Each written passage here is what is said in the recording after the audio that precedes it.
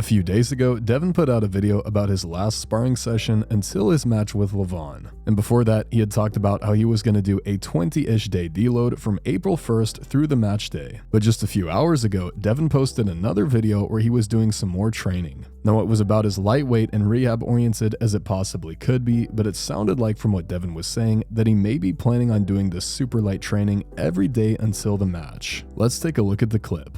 And I'll do between 30 and 50 repetitions typically. I'll drive up, I will twist my thumb, work my supination piece, and I'll basically just open and close my hand very simply.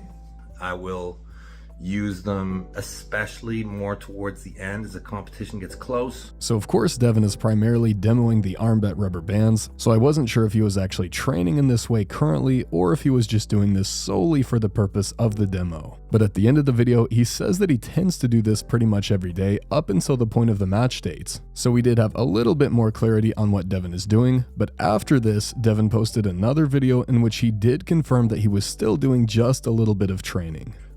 Easy days for me.